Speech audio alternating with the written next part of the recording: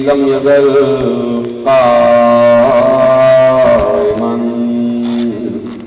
دائما إذ لا سماع ذات تاج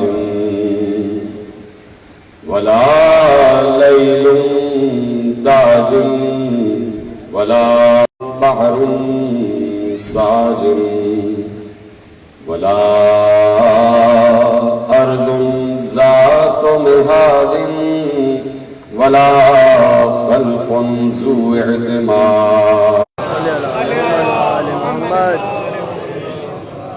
1443 ہجری کے اشرے ماہ اعضا کی مرکزی مقبرگاہ دھوبی گھاٹ فیصل آباد میں آپ حضرات آج 8ویں مجلس میں شریک ہیں. عظمت و اوصاف امام موسی کاظم صلوات اللہ وسلامہ علیہ کے عنوان سے یہ سلسلہ گفتگو 8ویں منزل میں داخل ہو رہا ہے.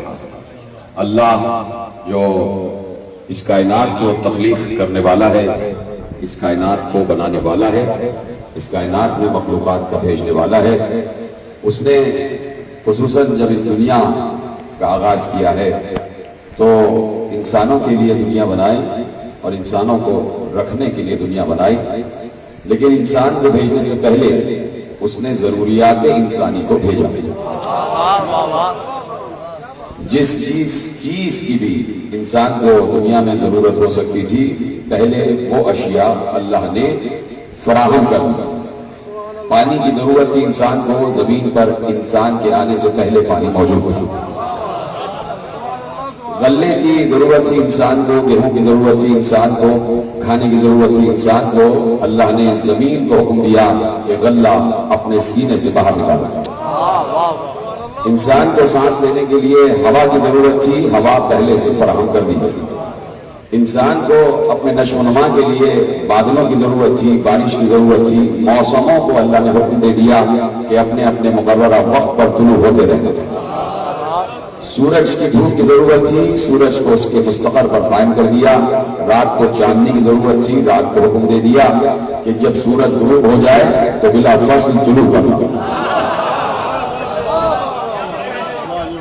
ستاروں کو اپنے مقام پر قائم کر دیا کہ تم اپنے اپنے مدار پر گردش کرتے ہوئے موسموں کی تبدیلی میں حصہ لینا.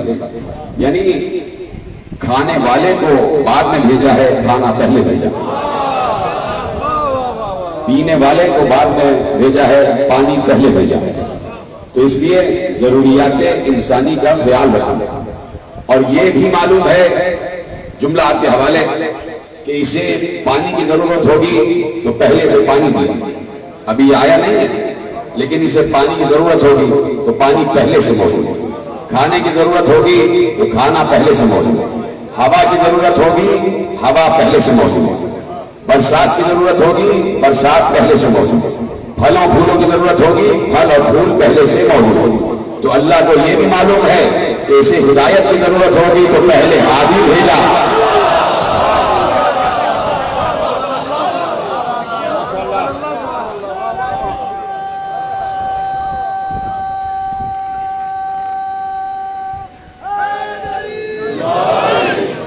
تو جس چیز کی ضرورت تھی نسل انسانی کو، اللہ نے اس کا انتظام پہلے سے کیا.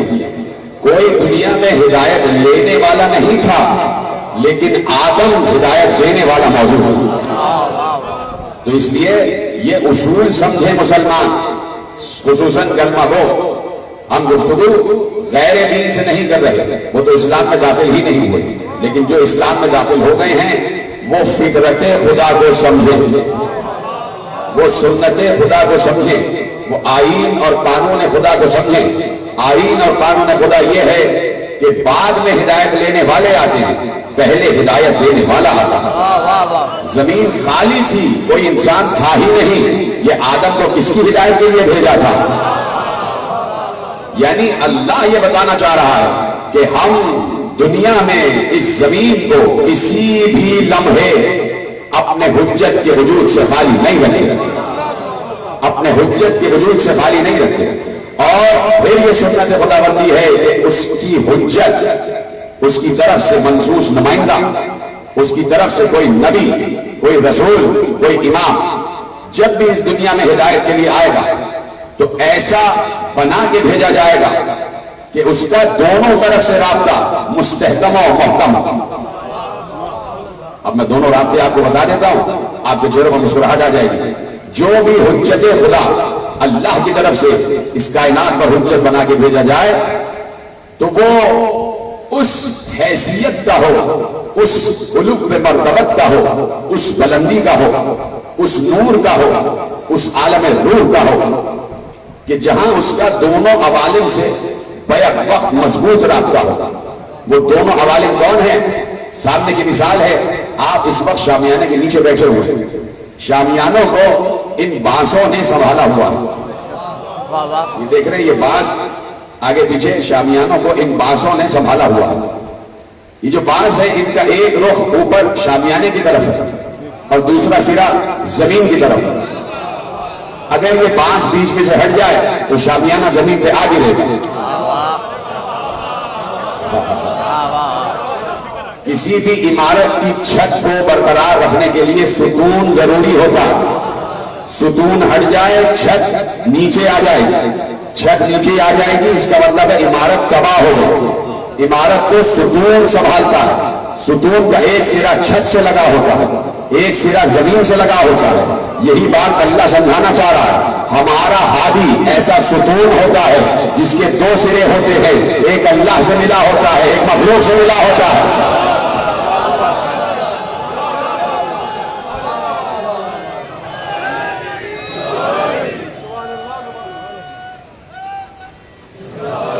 ایک سرا خالق سے، یعنی ایک رابطہ خالق سے، دوسرا رابطہ مخلوق سے. اب اگر ستون بیچ میں سے ہٹ جائے تو زمین اپنے تمام تر توانائیوں کے ساتھ ختم ہو جائے گی. اس لیے کہ امام قطب زمین، ستون زمین امام کی وجہ سے چھت قائم ہے اور چھت زمین پر گر نہیں رہی، یعنی زمین قائم ہے. امام ستون زمین ہے، قطب عالم ہے. تو اب بیک وقت دو رابطے ہیں، دو رابطے. روکا تو کرے نا ایسے لوگوں کو، آپ لوگ وہاں سے یہاں تک آ رہا ہے. صلوات پڑھیں محمد و آل محمد. بلند آواز سے صلوات پڑھیں محمد و آل محمد. جو ہے تو اب بیک وقت دو عوالم سے رابطہ، وہاں خالق سے یہاں مخلوق سے، وہاں خالق سے یہاں مخلوق سے. بات یہ ہے کہ خالق دکھائی نہیں دے رہا. کہہ چکا جملہ جو میں کہنا تھا، خالق دکھائی نہیں دے رہا. جب معراج میں محبوب کو دکھائی نہ دیا تو پھر کسے دکھائی دے؟ وہ ایسا ہے ہی نہیں جو دکھائی دے. وہ اس نوعیت کا ہے ہی نہیں، اس نوع کا ہے ہی نہیں جو نظر آ جائے. میں نے مثال دی تھی کہ یہ خلا ہے، یہ خلا نظر ہی نہیں آ سکتی، اس کی نوع ہی ایسی نہیں ہے. تو خالق دکھائی نہیں دیتا، مخلوق دکھائی دے رہی ہے. تو اب پیغام اس کا جو دکھائی نہیں دے رہا ان تک پہنچانا ہے جو دکھائی دے رہے ہیں. تو اب یہ تو بتاؤ کہ جو دکھائی نہیں دے رہا اس کی آواز کیسے آتی ہے، اس کا پیغام کیسے آتا ہے؟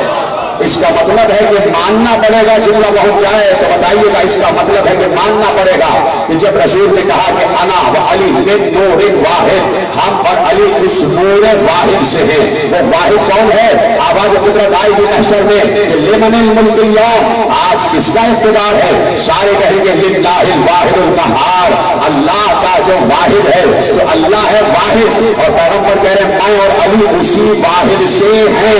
اسی رسول نے بتایا، جملہ لے لینا، اسی رسول نے بتایا کہ اللہ سے کوئی چیز باہر نہیں جاتی، کوئی چیز داخل نہیں ہوتی. جب اس کے نور کا حصہ ہے تو مانو نہ باہر گئے نہ داخل ہوئے.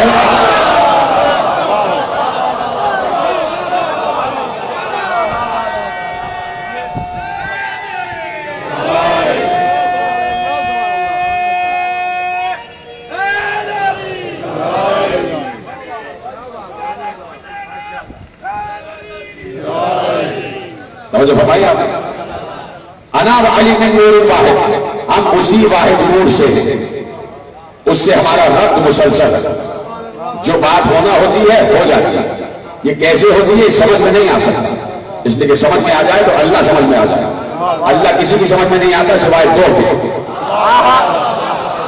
خود پیغمبر نے سب کے سامنے ارشاد فرمایا تھا کہ اللہ کو اگر کوئی جانتا ہے تو وہ میں ہوں اور علی جو صحیح معرفت رکھتے ہیں. اس لیے کہ پروردگار عالم نے پہلی حدیث قدسی، اور یہ حدیث قدسی بھی متفق علیہ ہے، جو اس کا انکار کرتا ہے وہ حق کا انکار کرتا ہے کہ پیغمبر سے اللہ نے سب سے پہلے جب نور خلق ہوا ہے تو خود کہہ دیا کہ میں چھپا ہوا خزانہ تھا. ایک لفظ سے سمجھ لینا، کوئی حدیث پڑھنے کی ضرورت ہی نہیں. تو میں نے چاہا کہ میں پہچانا جاؤں تو میں نے تم کو اے محمد خلق کیا. كنت كنزا مخفيا فأحببت لك أن أعرف فخلقتك يا محمد. میں نے تمہیں خلق کیا، یعنی اپنی معرفت کے لیے محمد کو خلق کیا. تو اب جس نور کو اپنی معرفت کے لیے خلق کیا ہے تو یقیناً اس نور پر واجب ہے کہ جیسے اللہ ہے ویسا پہچانے. اور وہ خود سے نہیں پہچانتا ہے، اللہ نے پہچانوایا ہے تو پہچانا ہے، پہچانوایا ہے تو پہچانا ہے. اب یہ سلسلہ کہ جو حجتوں کا سلسلہ ہے، انبیاء کا سلسلہ ہے، رسول کا سلسلہ ہے، ان کا براہ راست یا بالواسطہ یا بلا واسطہ، یا ملک کے ذریعے یا براہ راست رابطہ ہے. کبھی درخت کے ذریعے کلام کرتا ہے، کبھی ملک کے ذریعے کلام کرتا ہے، کبھی پہاڑ کے ذریعے کلام کرتا ہے، اور کبھی معراج پر جلا کر براہ راست باتیں کرتا ہے. یہ ہے اللہ کا طریقہ کار. ہاں، طریقہ گفتگو، طریقہ تکلم انبیاء کے مراتب کے اعتبار سے بدلتا، انبیاء کے مراتب کے اعتبار سے بدلتا. صرف ایک محبوب تھا جسے بلا لیا کعبہ پہنچایا، نہ کسی کو پہلے بلایا اور نہ اب تک بلا رہا، صرف اسے بلا رہا. تو اب بیک وقت دو حوالے سے رابطہ، آسمانوں سے بھی زمین سے. تو اس وقت بھی مسلسل میں عرض کر رہا ہوں کیا اللہ اپنے بندوں سے رابطے میں ہے؟ تو اب جب بندوں سے رابطے میں ہے تو کیا وہ آیت قرآنی سورہ نساء کی آیت اور کیا مختلف مقامات پر جو اللہ نے صراحت کے ساتھ ارشاد فرمایا ہے کہ تم اللہ کی فطرت میں تبدیلی نہیں پاؤ گے، تو تحمل سے سوال کا جواب دے دیجیے گا کیا اس دور میں اللہ کی فطرت بدل گئی؟ یہ تو سوچنا بھی کفر ہے. اس لیے کہ جب اللہ نے کہہ دیا لن تجد لسنت اللہ تبدیلا، تم اللہ کی سنت میں تبدیلی نہیں پاؤ گے، تو اس دور میں اس گزرتے ہوئے لمحے میں بھی اللہ کی سنت وہی ہے جو حضرت آدم کے دور میں تھی. آج بھی اللہ کی سنت بدلی نہیں ہے. تو جب حضرت آدم کے دور میں آدم کے ذریعے سے کلام کر رہا تھا، آدم کے ذریعے سے بندوں سے رابطے میں تھا، نوح کے دور میں نوح کے ذریعے سے اپنی مخلوق سے رابطے میں تھا، ابراہیم کے دور میں ابراہیم کے ذریعے سے اپنے بندوں سے رابطے میں تھا، موسیٰ کے دور میں موسیٰ کے ذریعے اپنے بندوں سے رابطے میں تھا، عیسیٰ کے دور میں عیسیٰ کے ذریعے اپنے بندوں سے رابطے میں تھا. نہ آدم کے دور میں فطرت بدلی، نہ نوح کے دور میں فطرت بدلی، نہ ابراہیم کے دور میں فطرت بدلی، نہ موسیٰ عیسیٰ کے دور میں فطرت بدلی، نہ مصطفیٰ کے دور میں فطرت بدلی.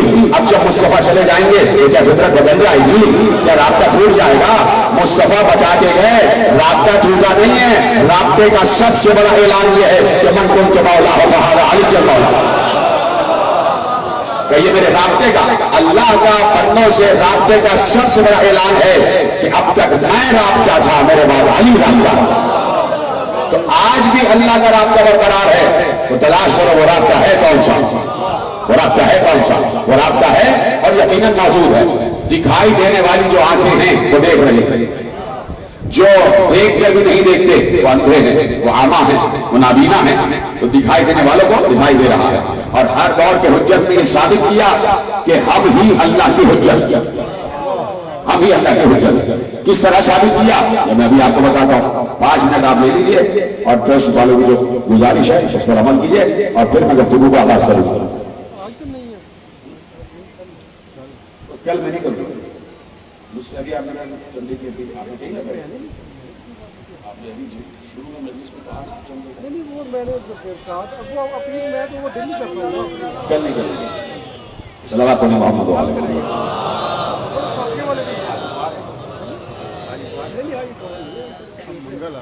صلوات علی محمد و آل محمد.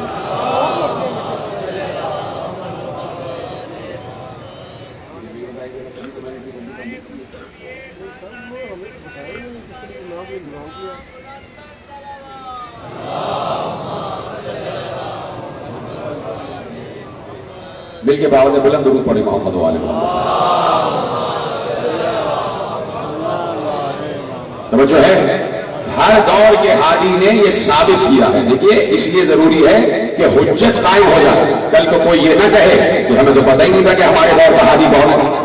اس لیے اللہ نے کہہ دیا توجہ, اس لیے اللہ نے کہہ دیا کہ هل يستوي الذين يعلمون والذين لا يعلمون کا جملہ آپ سن چکے کہ عالم اور جاہل برابر نہیں ہو سکتے. تو اب جو منبر پر سلونی کہہ رہا ہے اور جو سامنے بیٹھ کر سلونی سن رہا ہے, تو سوال کرنے والا اور جواب دینے والا برابر ہو نہیں سکتے. تو ہر دور میں ہر امام نے علم کے ہر سوال کا جواب دے کر بتایا کہ ہم بھی حجت خدا ہیں. اس لیے کہ اللہ کسی جاہل کو حجت نہیں بناتا. اللہ کسی جاہل کو حجت نہیں بناتا. اللہ نے ہمیشہ عالم کا انتخاب کیا ہے اور عالم خلق ہی کیا ہے. یہ نہیں ہے کہ خلق کر دیا اور اس کے بعد علم دیا ہے. اللہ نے شروع سے یہ طریقہ کار رکھا ہے کہ علم خدا کا اظہار ہوگا حجت کے ذریعے. اس لیے کہ اللہ خود آگے نہیں بتائے گا کہ میں کتنا بڑا عالم ہوں. اللہ آگے نہیں بتا رہا کہ میں کتنا بڑا عالم ہوں اور کیسا عظیم ہوں. انہوں نے اپنی عظمت ظاہر کر کے بتایا کہ وہ عظیم ہے. انہوں نے اپنا علم ظاہر کر کے بتایا کہ وہ عالم ہے. انہوں نے اپنا اقتدار ظاہر کر کے بتایا کہ وہ قادر ہے. ہر مرحلے پر حجت نے بتایا کہ اللہ کو ذمہ داری حجت کی ہے. تو اب جب بھی کسی حجت سے کوئی سوال کیا گیا, کوئی ایسا سوال نہیں ہے کہ حجت نے جواب نہ دیا ہو. اور ضروری تھا کہ خود بھی بتائیں کہ ہم کون ہیں, ہمارا مرتبہ کیا ہے, اللہ نے ہمیں کیا رفعت و عظمت و منزلت عطا فرمائی ہے. سوال کرو اب تمہیں جواب دیں گے. پوچھنے والے نے پوچھا یہ بتائیے قرآن کہہ رہا ہے نون والقلم وما یسطرون. توجہ ہے. پریشان کیوں ہو جاتے ہیں آپ؟ میری ان کی بات ہوئی پریشان آپ ہوگا. صلوات پڑھے محمد و آل محمد. بلند آواز سے صلوات پڑھے محمد و آل محمد. توجہ ہے آپ کی. کہا کہ پوچھنے والے نے کہ قرآن کی آیت ہے بسم اللہ الرحمن الرحیم نون والقلم وما یسطرون. نون کی قسم, قلم کی قسم, اور قلم نے جو تحریر لکھی اس کی قسم. سنیں میرے مولا منشی کاظم علیہ السلام سے پوچھا جا رہا اور اب منشی کاظم بتائیں گے کہ میرے جج علی ابن ابی طالب نے ایک حدیث ارشاد فرمائی تھی اور وہ حدیث یہ تھی کہ پورا قرآن ہماری مذہب ہے. پورا قرآن ہماری سند ہے, پورا قرآن ہماری مذہب ہے. تو آج ثابت ہوگا کہ پورے قرآن میں اللہ نے مذہب کیسے کیسے کی ہے. میں 4 سال پہلے کی تقریر میں عرض کر چکا کہ جہاں میں نے فکر قرآن اور حکمت معصوم پر اشرا پڑھا کہ اس میں پروردگار عالم نے قرآن میں دو طریقے بیان کیے ہیں. ایک تو ترجمہ ہے یقیناً, اور ترجمے کے بعد 2 طریقے ہیں. ایک تفسیر ہے, ایک تعبیر ہے. ایک تفسیر ہے, ایک تعبیر ہے. تفسیر الگ ہے, تعبیر الگ ہے. تفسیر آیت کے ظاہری معنی کو کہتے ہیں اور تعبیر آیت کے باطنی معنی کو کہتے ہیں. معصوم نے ارشاد فرمایا کہ آیت کا بظاہر ایک معنی ہے لیکن باطن میں ایک آیت کے 70 معنی ہیں. تو ابھی تک تو ایک معنی نہ پہنچے. اگر میں یہاں سے وہاں تک جتنا بندہ بیٹھا ہے ایک جملہ آپ کے حوالے کر رہا ہوں اور آپ مسکرا کے سمجھے گا کہ جملہ کتنا حسین ہے. اگر قرآن اپنے 70 معنی کے ساتھ ظاہر ہو جاتا تو اس وقت قرآن کی گھروں میں ایک جلد نہ ہوتی, 70 جلدیں ہوتی. آپ میری طرف دیکھا کریں بھائی, قرآن کی 70 جلدیں ہوتی. اس وقت جتنا مجھے زور لگانا پڑ رہا ہے میں جانتا ہوں. اس نے آواز کم کی. کل جو تھا جو تمہارا آپریٹر تھا وہ صحیح تھا. آواز نکالو, آواز بہت تم نے 20 خطبے میں بڑھائی تھی, کم کری. آواز تیز کرو. تو سارے بندے سے تمہارے پاس بھیجتے ہیں. اس کرو آواز اور کھولو, آواز کھولو, فل آواز کھولو. آپ سیٹی کم کرو, تھوڑی اور آواز کرو. صلوات پڑھے محمد و آل محمد. توجہ. اب دیکھیں کیا خوبصورت جواب ہے. نون والقلم وما یسطرون. مجھے نون کی قسم, یہ قسم کھا کون رہا ہے؟ یہ قسم کھا کون رہا ہے کہ جسے اپنی بات پر یقین دلانے کے لیے کسی کی قسم کھانے کی ضرورت نہیں ہے. وہ اتنا عظیم ہے, وہ اتنا اعلیٰ ہے, بس اس کا کہہ دینا ہی کافی ہے. جب وہ اتنا اعلیٰ, دیکھیے فطرت انسانی یہ ہے کہ جب وہ قسم کھاتا ہے عام انسان تو کسی معمولی چیز کی قسم نہیں کھاتا. اگر اپنی بات پر یقین دلانا ہے، اپنے دعوے پر یقین دلانا ہے، تو کسی سے یہ نہیں کہے گا کہ مجھے مٹی کی قسم یہ پیسہ میرا ہے. اپنے ہی کسی چاہنے والے کی قسم کھائے گا.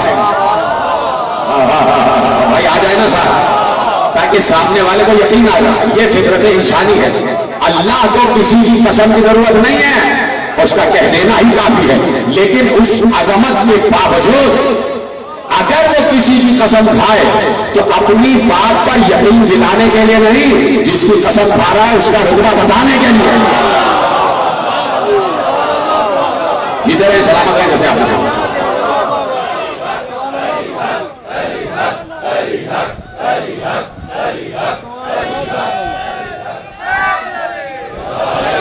توجہ فرمائیے آپ نے. اب اس حوالے سے جو قرآن کی قسمیں ہیں ان پر غور فرمائیں.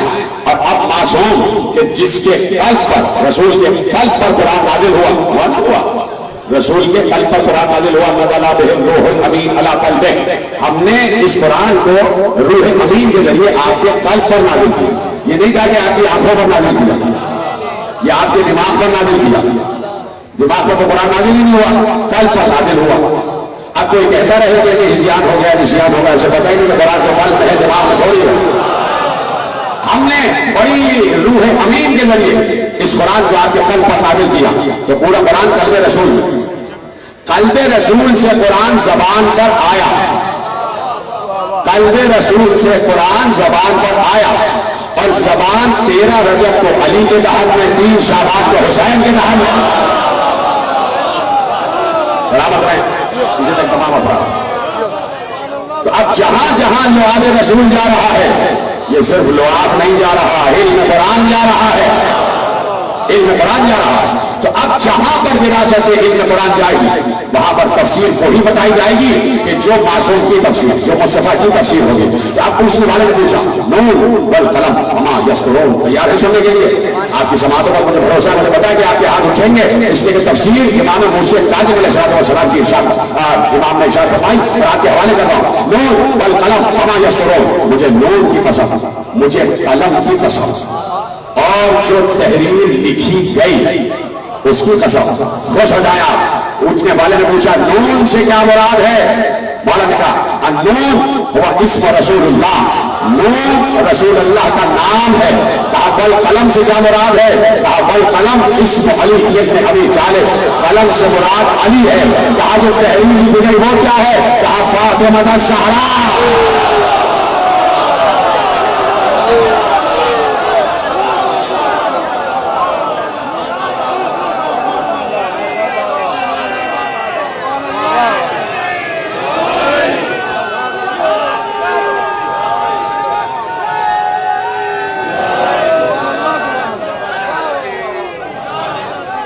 سلامت رہے.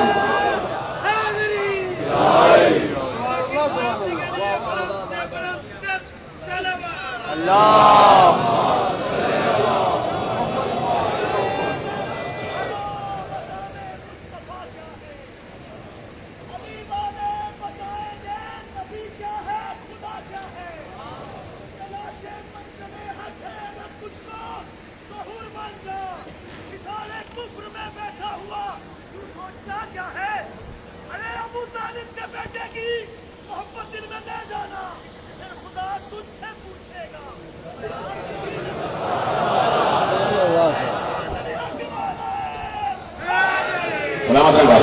توجہ فرمائی آپ نے. کہا وما یسرون، جو تحریر لکھی گئی، نون رسول، قلم علی، تحریر زہرا. تو قلم تو آج بھی چل رہا ہے نا، قلم تو آج بھی چل رہا ہے. قلم چل کر لوح پر تقدیر انسانی لکھ رہا ہے، اور لوح پر لکھی ہوئی تقدیر کہہ رہی ہے اگر اے انسان تجھے اپنی لکھی ہوئی تقدیر بھی بدلوانا ہے تو اپنے سر کو لیلۃ القدر کے دروازے پر جھکا دے. اپنے سر کو لیلۃ القدر کے دروازے پر جھکا دے.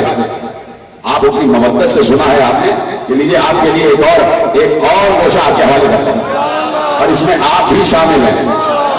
اس میں میں اور آپ آ گئے. اس اس تفسیر میں میں اور آپ آ جائیں. سائل نے پھر ایک سورہ پڑھا, بسم اللہ الرحمن الرحیم, والتین والزیتون وطور سینین وہذا البلد الامین.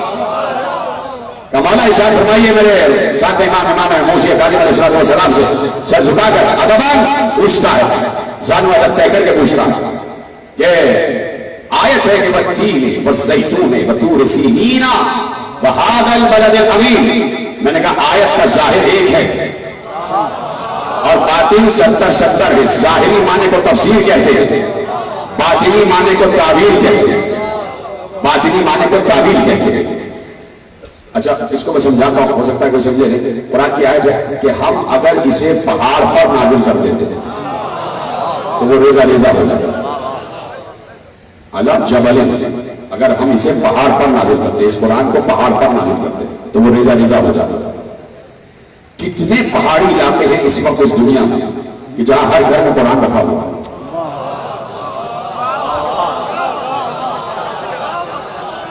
تو پہاڑ کو ریزہ ہو ہی نہیں رہے. اللہ کہہ رہے پہاڑوں پر اتارتے تو پہاڑ ریزہ ریزہ ہو جاتا. ٹھیک ہے, تو یہاں پر تفسیر نہیں تعبیر کی ضرورت ہے. تفسیر نہیں تعبیر. اللہ یہ بتانا چاہ رہا ہے ہم ہر قلب پر قرآن نازل کرنے والے نہیں ہیں. اگر تم جیسوں پر نازل کر دیتے تمہارے سینے شک ہو جاتے, سمجھے؟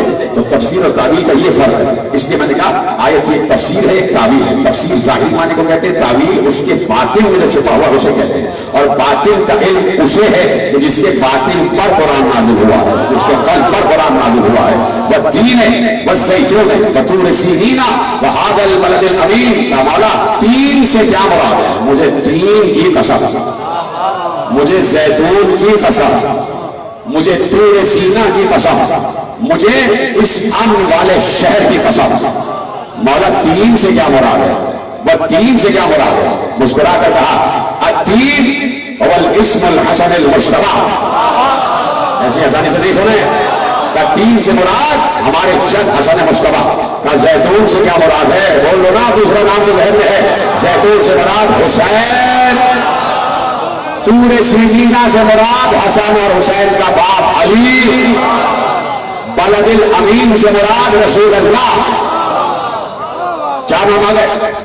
تین سے مراد حسن, زیتون سے مراد حسین, طور سینہ سے مراد علی, بلد الامین سے مراد مولا نے کہا رسول. وہ چپ ہو گئے. امام نے کہا آگے بھی تو آیت پڑھو, آگے بھی تو آیت پڑھو. لفظ آ رہا ہے الا الذین آمنوا وعملوا الصالحات. کا اس کا ترجمہ کیوں نہیں پوچھ رہا ہے؟ اس کا ترجمہ کیوں نہیں پوچھ رہا ہے؟ الا الذین آمنوا وعملوا الصالحات, اس کا ترجمہ کیوں نہیں پوچھ رہا؟ کیا بتائیے اس سے مراد ہمارے چاہنے والے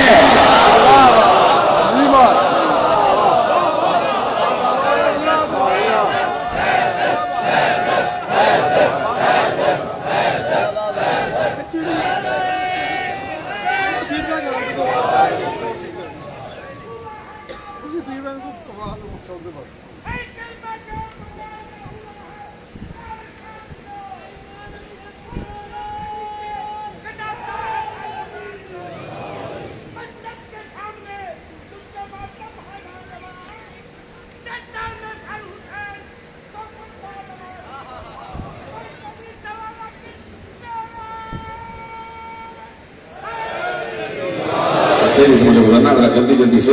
آپ صحیح کی آواز, مجھے جلدی جلدی سے بہت سی منزلیں طے کرنا ہے. تو میرا ساتھ دیتے ہوئے بس آپ میرا ساتھ دیتے ہوئے وہاں سے بولیں, میں یہاں سے بولوں تاکہ میں بہت سی منزلیں طے کر لوں. کہا کہ الا الذین آمنوا وعملوا الصالحات, یعنی ہمارے چاہنے والے, ہمارے چاہنے والے. آپ بن جائیں چاہنے والے تو آپ بھی شامل ہیں. یہ تو ایک دعوت عام دے دی ہے, ہمارے چاہنے والے بن جاؤ. اور قرآن میں جہاں الا الذین آمنوا آ گیا ہے اس کے مصداق بنتے چلے جاؤ. اور یہ نہ بات سوالات اور مولا جواب دے دیتے. پوچھا گیا سورہ نحل, سورہ نحل وَأَوْحَىٰ رَبُّكَ إِلَى النَّحْلِ أَنِ اتَّخِذِي مِنَ الْجِبَالِ بُيُوتًا وَمِنَ الشَّجَرِ وَمِمَّا يَعْرِشُونَ. تمہارے رب نے شہد کی مکھی کو وحی کی. تمہارے رب نے شہد کی مکھی کو وحی کی. وہاں کیا کہا؟ نزل بہ الروح الامین علی قلبک. ہم نے اس قرآن کو آپ کے قلب پر جبرائیل کے ذریعے نازل کیا. وہ بتا رہے جبرائیل کے ذریعے وحی کی. اور یہاں کیا کہہ رہا ہے؟ وَأَوْحَى رَبُّكَ إِلَى النَّحْلِ. تمہارے رب نے شہد کی مکھی پر وحی کی. یا جبرائیل بیچ میں ہے ہی نہیں. کہا بیٹھے بھائی میرے ساتھ ہیں، ابھی کبھی ان دوشوں پر غور کیا کریں. ابھی آیت پڑھی میں نے کہ پروردگار نے کہا کہ ہم نے جبرائیل امین کے ذریعے اس وحی کو آپ کے قلب پر نازل کیا. اور مکھی کے لیے کہہ رہا ہے براہ راست وحی کی. یہاں بیچ میں کوئی ملک کیوں نہیں ہے؟ چپ ہو گیا. سمجھاؤ گا ابھی پتہ چل جائے گا. وَأَوْحَى رَبُّكَ إِلَى النَّحْلِ أَنِ اتَّخِذِي مِنَ الْجِبَالِ بُيُوتًا وَمِنَ الشَّجَرِ وَمِمَّا يَعْرِشُونَ. تمہارے رب نے شہد کی مکھی کو وحی کی کہ اپنے گھر پہاڑوں کی چوٹیوں پر بنا. اپنے گھر پہاڑوں کی چوٹیوں پر بنا، درختوں پر بنائے، اور جو بلند مقامات ہیں ان پر بنا. ٹھیک ہے. ثم کلی من کل الثمرات. اور پھر جتنے بھی پھل ہیں ان میں سے رس چوسو. یخرج من بطونہا. ان کے بطن سے مختلف رنگ کے شہد نکلتے ہیں. جن اشیاء سے جو اس کے بطن سے نکل رہی ہے فیہ شفاء للناس، وہ انسانوں کے لیے شفا. یخرج من بطونہا شراب مختلف الوانہ. ان کے بطن سے مختلف رنگوں کے یعنی مایا شراب مختلف رنگوں کا شہد نکلتا ہے. ایک لفظ پر غور کیجیے گا، بڑی اہم تفسیر آپ کے حوالے کر رہا ہوں. میں خود مسکرا رہا ہوں کہ آپ مسکرائیں گے مجھے تفسیر آپ کے حوالے کر رہا ہوں کہ ظاہر اور ہے، باطن اور ہے، تفسیر اور ہے، تعویل اور ہے. یخرج من بطونہا شراب مختلف الوانہ. ان کے شکم سے مختلف رنگوں کے شہد نکلتے ہیں. فیہ شفاء للناس. ان شہدوں میں انسانوں کے لیے شفا ہے.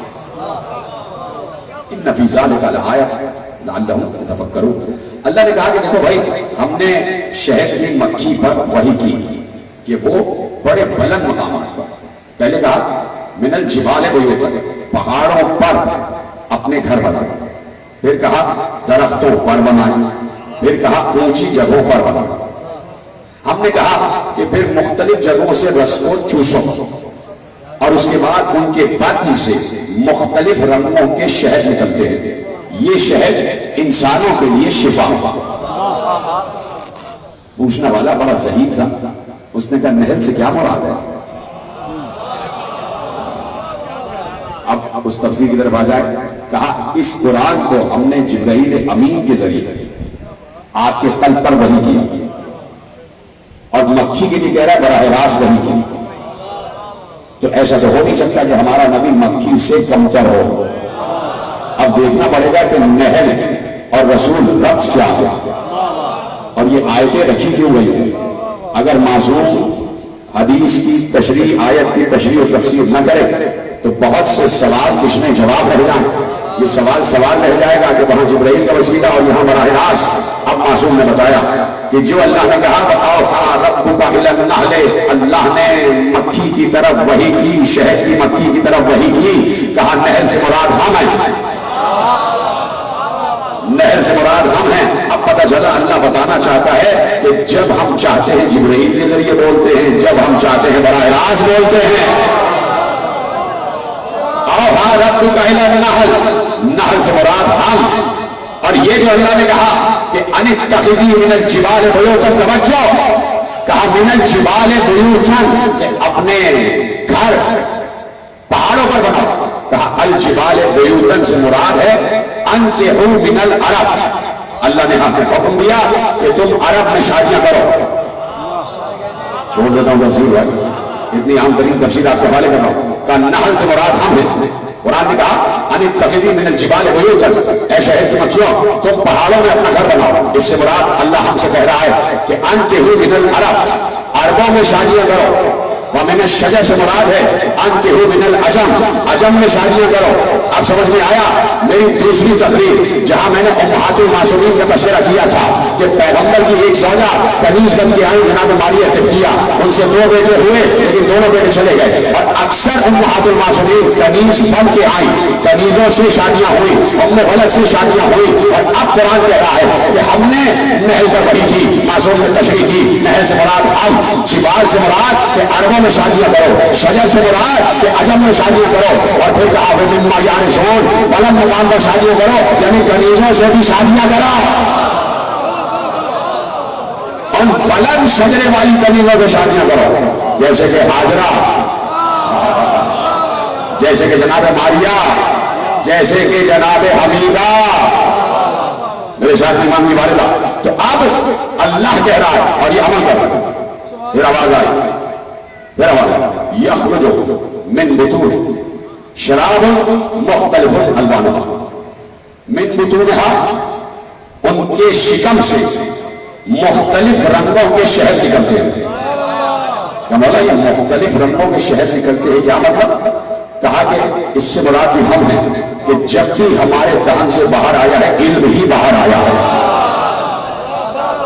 جب بھی ہم بولے ہیں علم بولے ہیں، فیہ شفاء للناس، اور ہمارا علم انسانوں کے لیے شفا ہے. ہمارا علم انسانوں کے لیے شفا ہے. بات ختم ہو گئی. ہمارا علم انسانوں کے لیے شفا ہے. کیا للناس سے مراد معلوم کون ہے؟ انسانوں سے خوش ہو جائیے گا. انسانوں سے مراد پتہ ہے کون ہے؟ مولا ارشاد فرمائیے. اس سے پہلے کہ مولا کا قول آپ کے سامنے عرض کروں، ایک روایت عرض کرتا ہوں. پیغمبر کے پاس ایک شخص آیا اور اس نے کہا میرا بھائی بہت سخت بیمار ہے، اس کو شفا نہیں ہو رہی، کیا کروں؟ رسول اللہ نے کہا گھر جاؤ اور شہد کی مکھی کا شہد لو اور اسے اس طرح 3 وقت دے دیا کرنا، شفا ہو جائے گی. قرآن پر یقین ہو تو ایسے ہونا بات، اس طرح جیسے میں بتا رہا ہوں شہد دے دینا شفا ہو جائے گی. 3 دن بعد وہ پلٹا. رسول اللہ نے کہا کیا ہوا؟ کیا اسے شفا نہیں ہوئی؟ کیا اسے شفا نہیں ہوئی؟ رسول اللہ نے کہا میں دعا کرتا ہوں کہ اسے شفا ہو جائے. وہ چلا گیا. رسول اللہ نے پلٹ کے اپنے دوستوں سے کہا تو بتا اس کے بھائی کو شفا کیوں نہیں ہوئی؟ کہا رسول بہتر جانتے ہیں. کہا اس لیے کہ اس کا بھائی منافق ہے.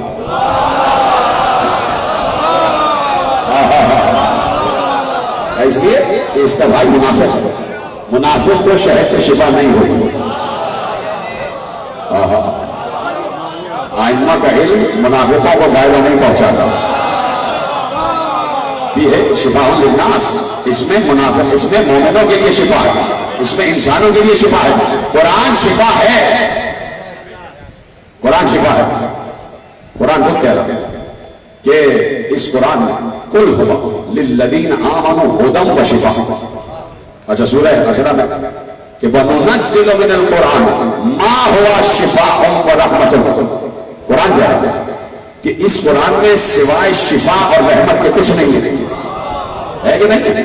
جب قرآن نے کہا ہے تو ہے. خاموش ہو گئے. جب قرآن نے کہا ہے تو ہے.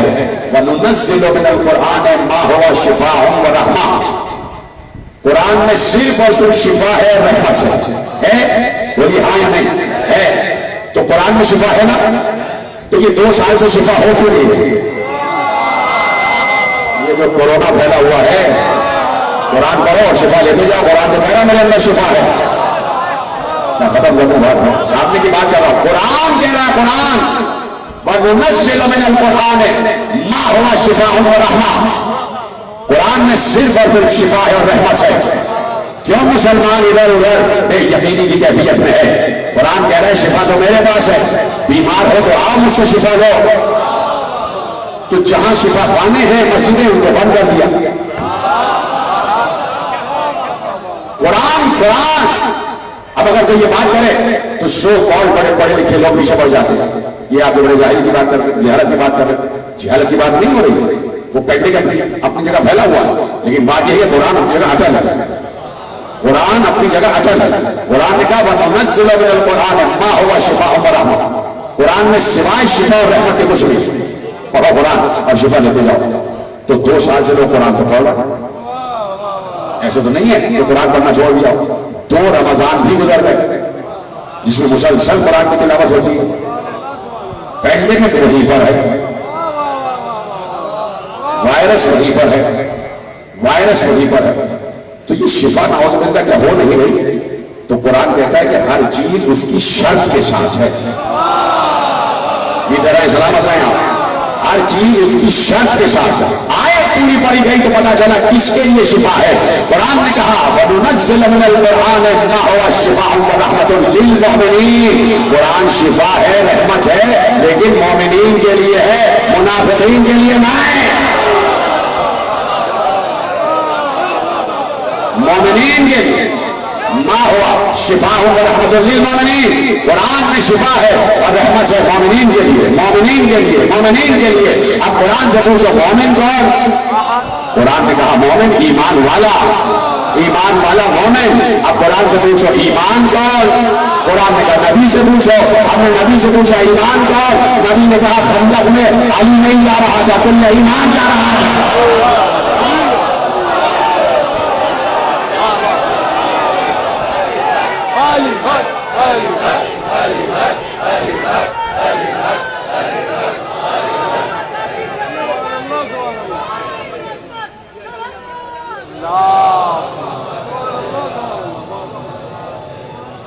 جو فرمایا آپ نے شفاء و رحمت للمؤمنین.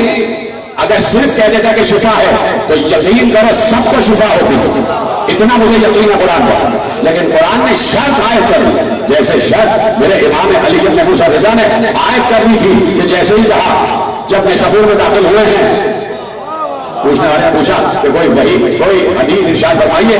تو مولا نے کہا اپنا پورا سلسلہ کہ میں نے سنا اپنے والے سے, انہوں نے سنا اپنے والے سے, انہوں نے سنا اپنے والے سے, انہوں نے سنا اپنے والے سے, انہوں نے سنا اپنے والے سے, انہوں نے سنا حسین سے, انہوں نے سنا حسن سے, انہوں نے سنا علی بن ابی طالب سے, علی بن ابی طالب سے کہا رسول نے, رسول سے کہا جبرائیل نے, جبرائیل سے کہا اللہ نے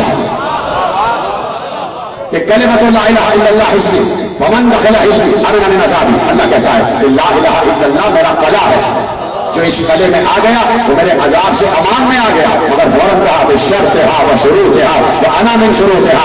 اس قلعے میں داخل ہونے کی شرائط ہیں اور ان شرائط میں سے ایک شرط میں بھی ہوں.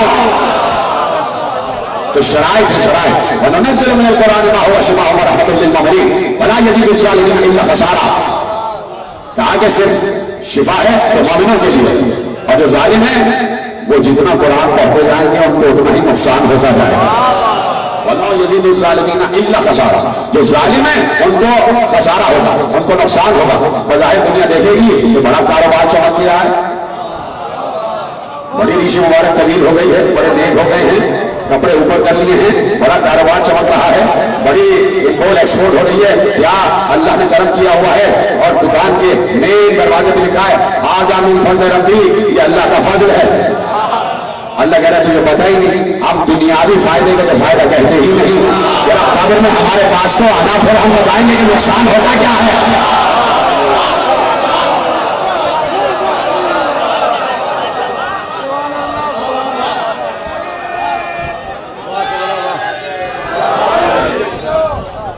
شفا ہے اور رحمت ہے مومنین کے لیے. اب معصوم نے کہا فیہ شفاء للناس. یہ جو شہد نکل رہا ہے مختلف رنگوں کا, مختلف الوان ہو, یہی تو بتائیں کہ معصوم ہر علم کے مختلف شعبوں پر بات کرتا ہے. جو سوال کرو گے جس رنگ کا سوال ہوگا اس رنگ کا جواب آئے گا. ادھر ہے جس رنگ کا سوال ہوگا اس رنگ کا جواب آئے گا. اور معصوم سے جو علم صادر ہوتا ہے اس میں شفا ہے انسانوں کے لیے. کیا تمہیں پتا ہے للناس سے کیا مراد ہے؟ اگر میں بات جوڑ دینا جملے کو جملے سے, کہا للناس سے مراد تم ہو. شفاء للناس, علی کے علم سے علی کے چاہنے والوں ہی کو فائدہ ہوگا. ادھر ہے علی کے چاہنے والوں کو فائدہ ہوگا.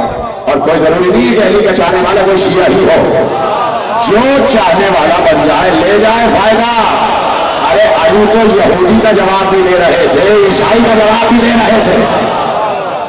علی تو سارے سوالات کے جوابات دے رہے تھے, سارے سوالات کے جواب دے رہے تھے. اور کہیں پر بھی سوال رک نہیں رہا تھا اور نہ جواب رک رہا تھا, بلکہ میں نے اوصاف معصوم میں کہا کہ ہر سوال کا جواب دے اور اگر کوئی سوال نہ بھی کرے تب بھی جانتا ہو کہ دل میں سوال ہے کیا، اس کے سوال کرنے سے پہلے جواب دے دے. یہ کہتے ہیں، اس کو کہتے ہیں معصوم، اس کو کہتے ہیں امام، اس کو کہتے ہیں منصوص من اللہ، اس کو کہتے ہیں اللہ کی حجت، کہ وہ صرف ظاہر کو نہ دیکھے، انسان کے باطن تک کو دیکھے.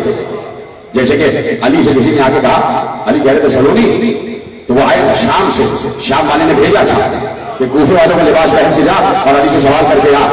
آگے علی کے ممبر سلونی کے سامنے بیٹھ گیا اور انہوں نے کہا سوال کرو. اس نے ہاتھ اٹھا کے سوال کرنا چاہتا ہوں. علی نے کہا پوچھو. وہ کھڑا ہوا اور کھڑے ہو کے کہا یا علی میں آپ کا چاہنے والا ہوں، کوفے کا رہنے والا ہوں. علی نے ایک نگاہ دیکھ کر کہا نہ میرا چاہنے والا ہے نہ کوفے کا رہنے والا ہے.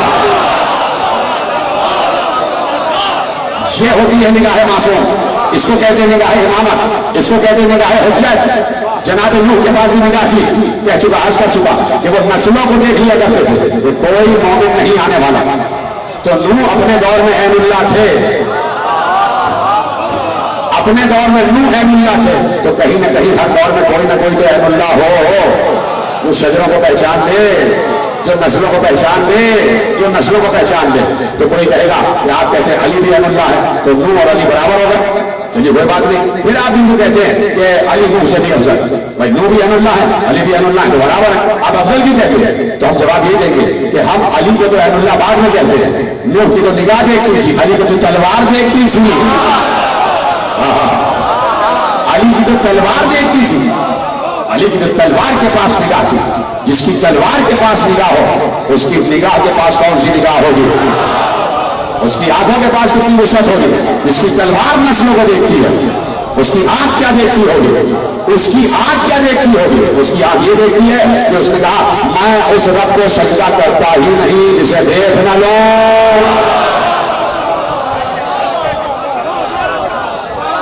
دل میں معرفت کی آنکھ ہے وہ دکھائی دیتا ہے. تو دل میں جو ہو وہ پہچان ہے. اب جو ہے دل میں جو ہو وہ پہچان ہے. چلا خراسان سے چلنے والا اور اس کا ارادہ تھا کہ جائے مدینے اور چھٹے امام جعفر صادق اس دور کے امام سے ان کی خدمت میں جائے اور اپنے نذرات، اپنے صدقات، اپنے خمس اور جو کچھ بھی تحفے تحائف ہیں ان کی خدمت پیش کرے.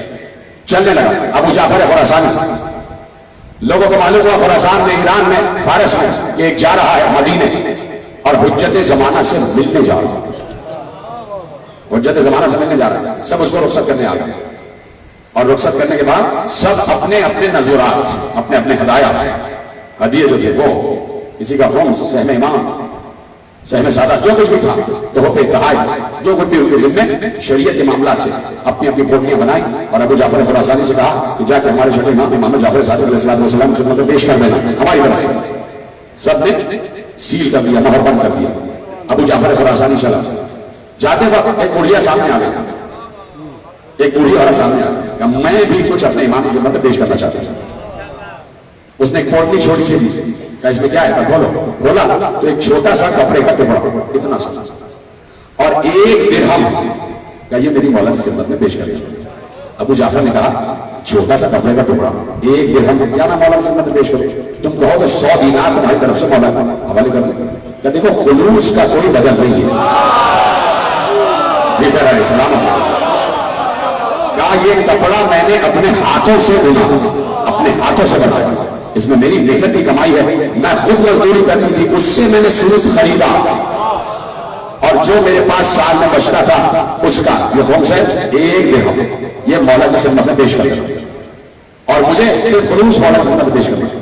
تو اس نے کہا ٹھیک ہے. کہتا ہے وہ میں نے درہم موڑ لیا، ذرا سا موڑ لیا تاکہ نشانی ہو جائے کہ یہ اس مومنہ ضعیفہ کا جس کا نام شتیتا تھا. آج بھی ایران میں جائیں گے، بی بی شتیتا کا بہت بڑا روضہ بنا ہوا اور وہاں جا کر لوگوں کی دعائیں ضرور ہوتی. کیوں؟ اب میں عرض کرنے جا رہا ہوں. اب یہ روایت آپ سب کے حوالے بی بی شتیتے وہاں پر ان کا روضہ، دعائیں قبول ہوتی. شتیتا نے دے دیا، چلا گیا. سفر کرتے ہوئے کہتے ہیں کہ میں پہلے پہنچا نجف اشرف تاکہ مولا علی کو سلام کروں. روزے کی زیارت کر کے باہر نکلا. شہر میں بہت مجمع تھا، بیچ میں ایک بزرگ تشریف فرما تھا اور وہ سب کو قرآن و حدیث کی تعلیم دے رہے تھے اور ساتھ جو بیٹھے تھے وہ علماء فقہ تھے. میں نے پوچھا یہ کون ہے بزرگ جو سب کو تعلیم دے رہے ہیں فقہ کی؟ کہا یہ علی کا چاہنے والا ابو حمزہ شمالی، ابو حمزہ شمالی. اور ابو حمزہ شمالی کی مفاتح الجنان میں دعا موجود ہے پوری. دعائے ابو حمزہ شمالی اور رمضان میں پڑھنا ضروری ہے. وہ دعا جا کے پڑھیے گا. ابو حمزہ شمالی سب کو قرآن کی تعلیم دے رہے تھے. ایسے میں ابو جعفر خراسانی بھی ساتھ میں بیٹھ گئے. تھوڑی دیر کے بعد ایک شخص روتا ہوا آیا. ابو حمزہ شمالی نے کہا کیوں رو رہے ہو؟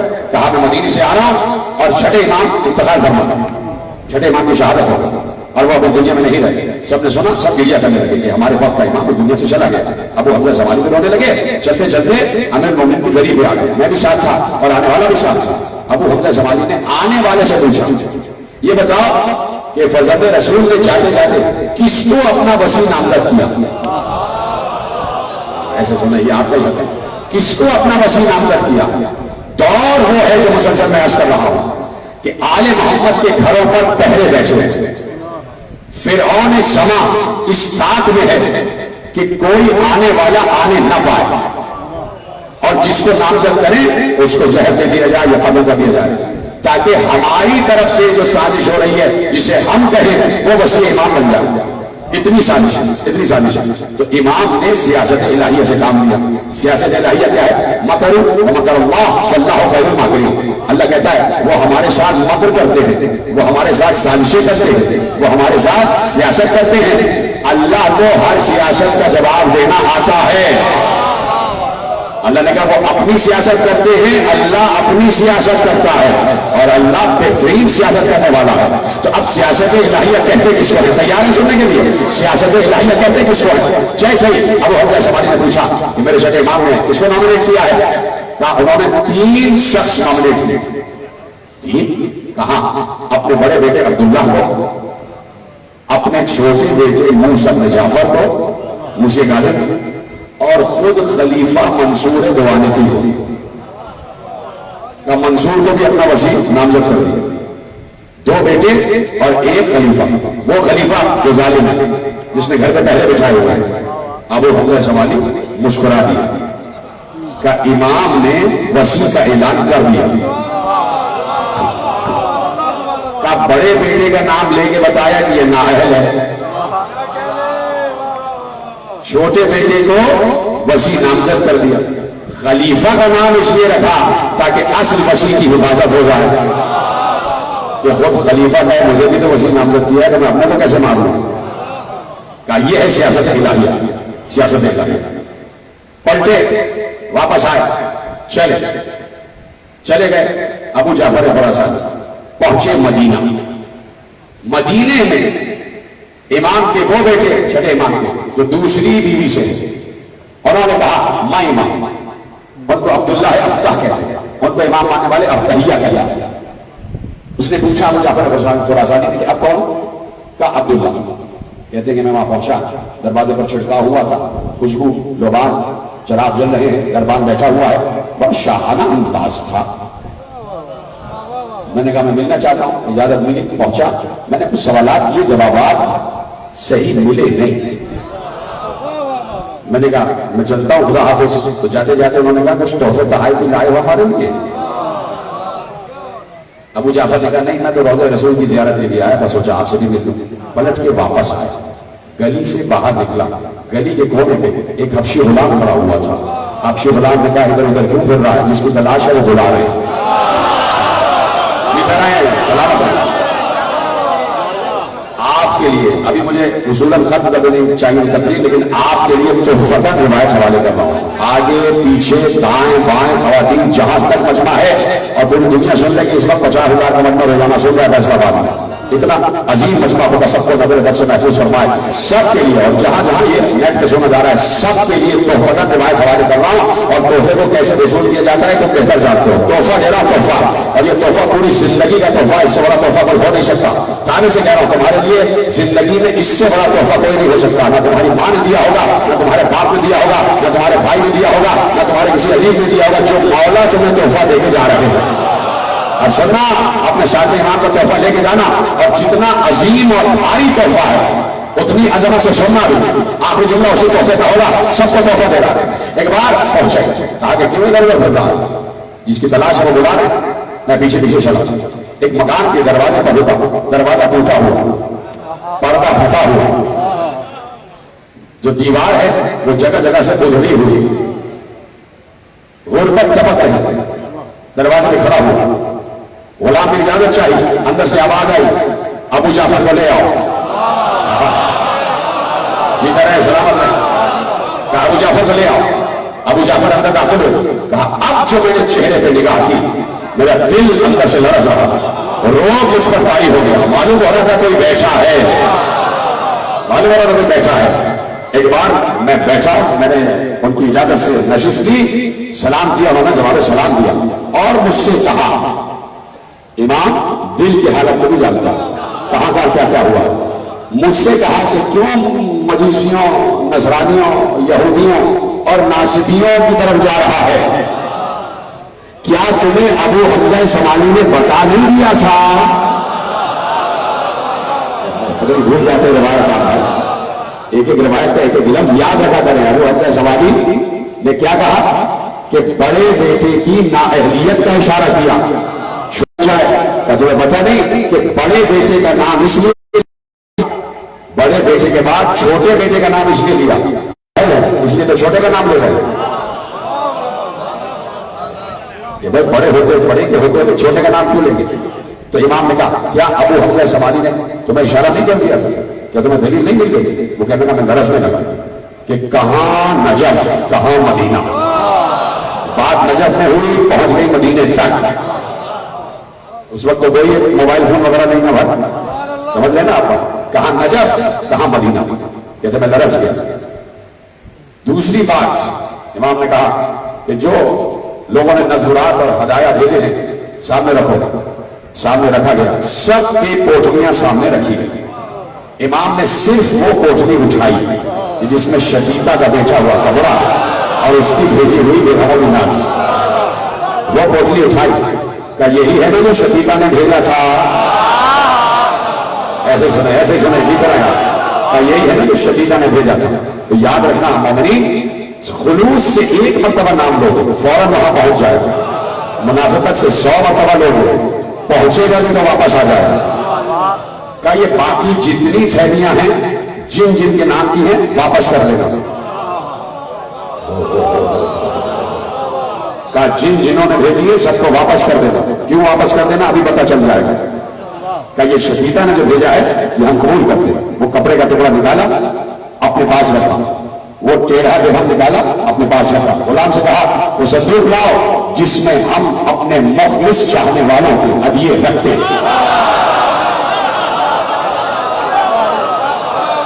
جس میں ہم اپنے سارے چاہنے والوں کے مخلص چاہنے والوں کے ہدیے رکھتے ہیں۔ وہ صندوق آیا، امام نے وہ درہم اس صندوق میں رکھا، وہ کپڑے کا ٹکڑا اپنے پاس رکھا، کہا ایک اور صندوق لاؤ، اس صندوق میں سے امام نے اپنا کفن نکالا، اس کفن میں سے ایک ٹکڑا نکالا، کہا یہ کفن کا ٹکڑا شقیقہ کو دے دے، ایسے نہیں سنے، ایسے نہیں سنے، چلو اس کے ساتھ سنے۔ کوئی اگر ایسا ہے اس خلوص والا تو وہ شقیقہ اپنے کو شقیقہ کی وجہ سے، اپنے کو شقیقہ کی جگہ سمجھ اور اس حیثیت اس کیفیت سے سمجھ، کہا کہ یہ کفن کا ٹکڑا شقیقہ کو دے دے، اور اس سے کہنا کہ یہ جو کفن کے ٹکڑے کا یہ کپڑا ہے یہ ہماری دادی جناب زہرا سلام اللہ علیہ کے نام ایک گاؤں تھا، اس کا نام تھا شریعہ، اس گاؤں کی بوئی ہوئی کپاس سے نکلے ہوئے سوت کا یہ کپڑا ہے، اور اس کپڑے کو میری بھولی جناب حکیمہ خاتون نے کاٹا ہے، اتنے عظیم ہاتھوں سے کاٹا ہوا کپڑا، کا شقیقہ کو ہماری طرف سے دے دینا اور کہنا مولا ہے تمہیں تحفہ دیا، اور یہ لوگ 40 درہم یہ شقیقہ کو دینا اور کہنا اس میں سے 16 درہم استعمال کرے اور باقی صدقہ کر دے، اور اس کو یہ بھی بتا دینا، اس کو یہ بھی بتا دینا کہ اس کا 19 دن بعد انتقال ہونے والا، اس کا 19 دن بعد جیسے ہی ابو جعفر پہنچیں گے، ابو جعفر کے پہنچنے کے 19 دن بعد انتقال ہو جائے گا، اور شقیقہ سے کہنا گھبرائے نہیں، میں اس کی نماز جنازہ پڑھانے آؤں گا،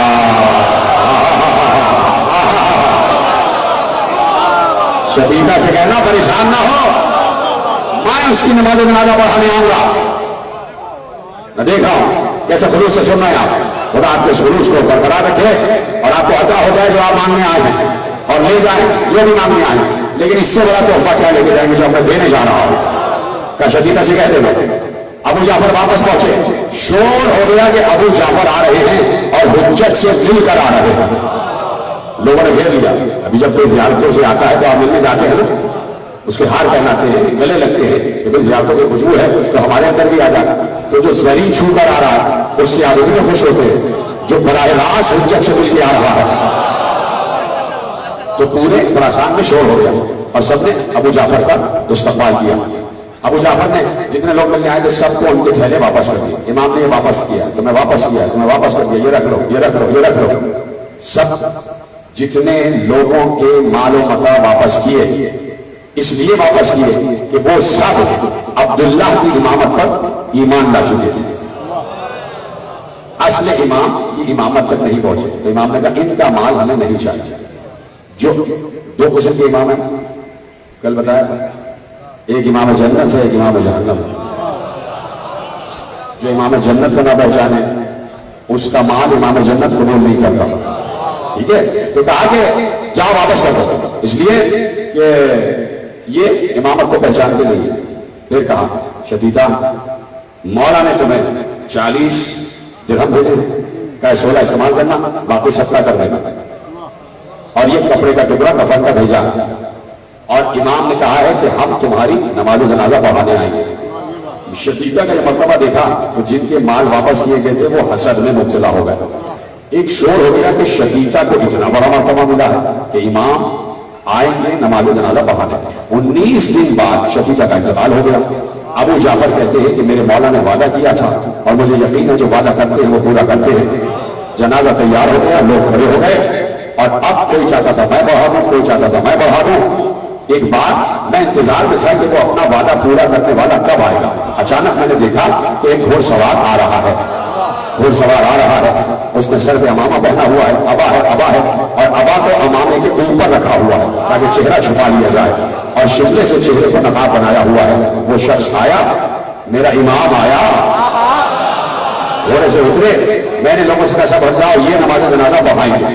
امام آگے بڑھے، امام نے نماز جنازہ پڑھائی، شدیدہ کی نماز جنازہ پڑھائی۔ جنازہ ہو گیا، نماز جنازہ ہو گئی۔ جنازے کو قبرستان کی طرف لے گئے، قبر میں اتارنے لگے۔ امام نے کہا رک جاؤ، پہلے میں قبر میں اتروں گا۔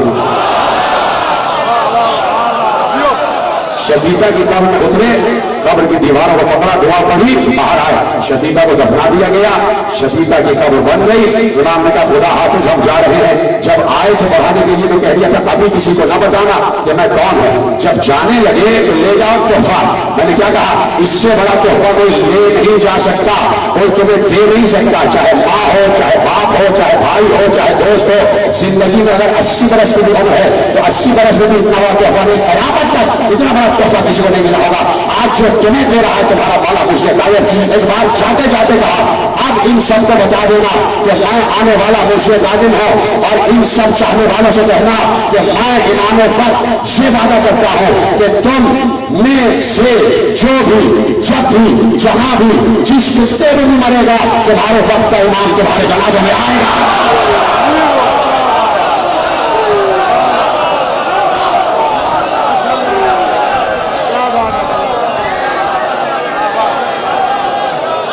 خوش ہو جاؤ۔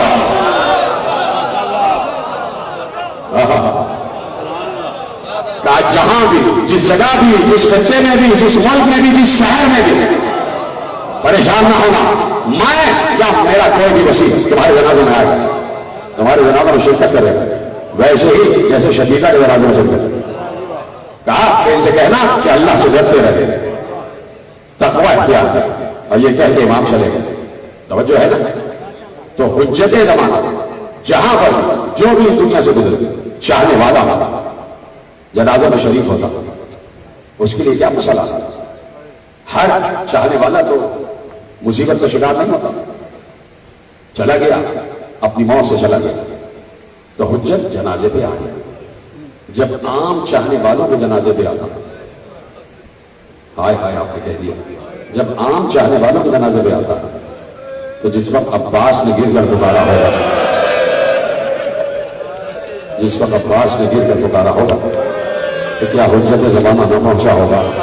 آپ کی آوازیں کیا بلند ہو گئی؟ آج محرم پوری دنیا میں عباس سے منسوب ہے، حضرت عباس سے منسوب ہے 8 محرم۔ خدا سلامت رکھے، آپ سب کو دعائیں دیتا رہتا ہوں، آپ گریہ کرتے رہیں، کسی گریہ کی چھاؤں میں دعا دے رہا ہوں آپ کو۔ سب سے بڑی دعا یہی ہے کہ آپ کے دلوں سے غم حسین کم نہ ہو، سب کو مولا توفیقات میں اضافہ فرمائے، سب کی توفیقات میں اضافہ فرمائے، آپ کو ہر پریشانی بلا سے دور رکھے، پروردگار آئی ہوئی وبا سے بھی دور رکھے، اور یہ شفا بنتا جائے، یہ ذکر آپ کے لیے شفا بنتا جائے، یہ آنسو آپ کے لیے شفا بنتے جائیں۔ یہ دعا دے دی میں نے، اور سب سے بڑی دعا یہ ہے کہ آپ کو علم عباس کے سائے میں دے رہا ہوں، سب کو، میری ماں بہنیں جہاں تک یہ مجمع میرے سامنے تحت دیدہ آگے پیچھے بیٹھا ہوا ہے، سب کو پرچم عباس کے سائے میں دے رہا ہوں، اور وہی علم عباس اس وقت برآمد ہونے والا ہے۔ عباس کے علم کی شبیہ برآمد ہونے والی ہے۔ 8 محرم پوری دنیا میں حضرت عباس سے منسوب ہے، بچپن سے میں بھی اور بچپن سے آپ بھی۔ ابھی بھی بچوں کو دیکھیے گا، بچوں کی سب سے بڑی تمنا محرم میں یہی ہوتی ہے، خود میرا بچہ بھی سب سے بڑی تمنا یہی ہوتی ہے کہ جب میں آنے لگتا ہوں یہاں تو وہ کہہ کے مجھ سے، میرا بیٹا کہتا ہے کہ اماں سے کہیے گا کہ میں عاشور کو علم اٹھاؤں گا۔ سب بچوں کی تمنا ہوتی ہے، آپ بھی جب بچے تھے اور ابھی بھی، پتہ نہیں کیوں بچوں کو علم سے اتنی محبت ہے۔ یہ علم سے محبت نہیں کہ یہ عباس سے محبت ہے۔ عباس سے کیوں محبت ہے؟ اس لیے کہ 28 رجب کو جب قافلہ چلا تھا اور 6 مہینے کا سفر کرنے کے بعد 2 محرم کو قافلہ کربلا میں داخل ہوا، تو راستے ہر بچے کے پانی اور غذا کا انتظام عباس کے ہاتھ میں تھا۔ جب کسی بچے کو پیاس لگتی ہے وہ کہتا ہے چچا عباس پانی چاہیے، چچا عباس کھانا چاہیے، اور جیسے ہی بچہ کہتا کھانا چاہیے پانی چاہیے تو عباس پانی اور کھانا حاضر کر دیتے تھے، حاضر ہے۔ اس لیے آج عباس کی نظر کو حاضری کہا جاتا ہے۔ حاضری حضرت عباس، تھوڑا سا بھی ہو کم از کم حاضری ضرور کیا کرو، عباس کی بارگاہ میں حاضری ضرور کیا کرو۔ بڑا مرتبہ ہے میرے مولا عباس کا، بڑا مرتبہ ہے۔ ایک شاعر، بہت بڑا شاعر گزرا، اس نے حضرت عباس کی شان میں شعر لکھا، اور شعر یہ تھا کہ عاشور کو حسین جیسا عادی، حسین جیسا حجت عباس کی پناہ میں تھا، عباس کی پناہ میں تھا۔ شاعر لرز گیا، اس نے کہا شاید میں نے غلو کر دیا ہے، ایسا نہ ہو کہ حسین ناراض ہو جائیں، حسین تو بلند مرتبہ ہے، اور میں نے عباس کی شان میں اتنا بڑا غلو کر دیا کہ حسین جیسا دین پناہ عاشور کو عباس کی پناہ میں تھا۔ کہ میں نے شعر کاٹ دیا، میں رات کو سو گیا، میں نے ابا عبداللہ حسین کو خواب میں دیکھا، مجھ سے کہہ رہے تھے کہ تو نے مصرع کاٹ کیوں دیا، مصرع تو نے بالکل صحیح لکھا تھا، ارے اس دن میں عباس کی پناہ میں تھا۔ حضرت اللہ، اس دن میں عباس کی پناہ میں تھا۔ آپ گریہ کرو، آواز گریہ بلند ہو جائے۔ عباس کا ذکر شروع ہو رہا ہے، مشاہد عباس شروع ہو رہے ہیں میرے عزیزوں، تھکنا نہیں، صرف 3 ہی دن تو رہ گئے نا، اس کے بعد شان غریبہ میں یہی شکوہ کرو کہ مولا ہائے جی بھر کے رو نہ سکے، تو ابھی رو، گریہ کرو، آواز گریہ بلند ہو جائے تمہاری۔ عباس کا تذکرہ ہے، پورے تمام بچے عباس کو دیکھ رہے ہیں، یعنی بچوں کی آس ہے عباس، بچوں کی امید ہے عباس، اہل حرم کے پردے کا احساس ہے عباس، بیویوں کی امید بنی ہوئی ہے کہ عباس ہے تو سر پر پردہ ہے۔ ختم ہو رہی ہے گفتگو، آ گیا قربانیوں کا دن۔ عباس کے شاگرد جا رہے تھے اور کٹ کے واپس آ رہے تھے، عباس کے سکھائے ہوئے شاگرد جا رہے تھے اور ان کے لاشیں واپس آ رہے تھے۔ عباس کا دل پڑ رہا تھا، میرے ہاتھ کے کھلائے ہوئے بچے جن کو میں نے اپنے ہاتھوں سے کھلایا، یہ محمد، یہ سب میرے ہاتھوں کے کھلائے ہوئے یہ مسلم کے بچے، اب یہ نوبت آ گئی کہ میں جا رہا ہوں اور لاشیں اٹھا کر لا رہا ہوں۔ اس وقت قیامت آ گئی کہ جب قاسم کی پامال لاش آ گئی، جس وقت قاسم کی پامال لاش گٹھڑی میں اٹھا کر حسین لائے ہیں اور لا کے قاسم کی ماں کے سامنے رکھا ہے، عباس کا کلیجہ بھی شک ہو گیا۔ جب بیویوں کا گریہ پام کمال پر پہنچ رہا تھا، حسین جی باہر آ گئے، عباس جی باہر آ گئے۔ عباس ایک بار گردن جھکا کے حسین کے سامنے کھڑے ہو گئے، آقا اب تو ہاتھ کے کھلائے ہوئے بچوں کے لاشیں آ رہے ہیں، آقا اب مجھے جانب دیجیے، اب میں رک نہیں سکتا، اب میں دیکھ نہیں سکتا آپ پر یہ مصیبتیں، اب تو میرا جانا واجب بنتا ہے۔ سنیں یہ کیا کہا حسین نے؟ عباس کو سینے سے لگایا اور ایک بار سامنے کھڑے کر کے کہا، عباس میں تمہیں کیسے بھیج دوں؟ تم تو میرے لشکر کے سپہ سالار ہو، تم تو میرے لشکر کے سپہ سالار ہو۔ ایک بار عباس نے دائیں دیکھا، بائیں دیکھا، آگے پیچھے دیکھ کر کہا، گردن جھکا کے کہا، آقا اب وہ لشکر رہا کہاں؟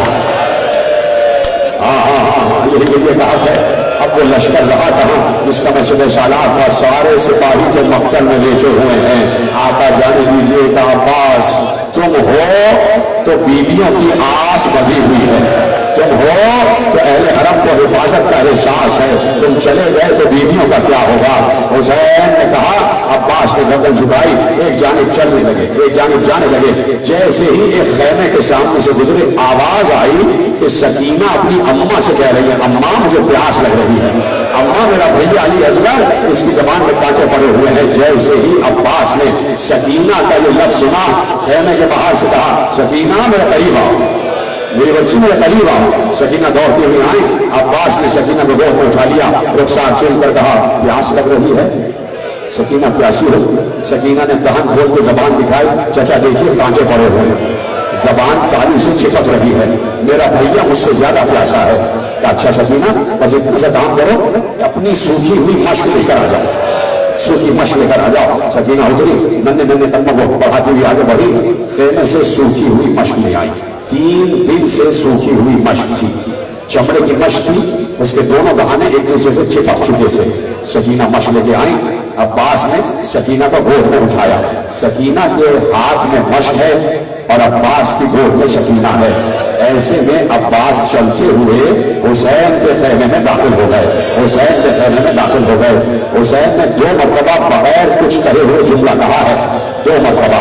جس وقت زینب آئی ہے نا مولانا محمد کو لے کر، اس وقت حسین چپ رہے اور زینب سے کچھ نہ کہا، اور اب جب سکینہ اور عباس ساتھ آئے تو اب حسین نے عباس سے کچھ نہیں کہا، سکینہ کو مخاطب کر کے کہا، سکینہ ہم سمجھ گئے تھی، سکینہ سے یہ جواب دو کہ ابھی تو چچا کو بھیج رہی ہو، کیا ہوگا اگر چچا زندہ واپس نہ آیا؟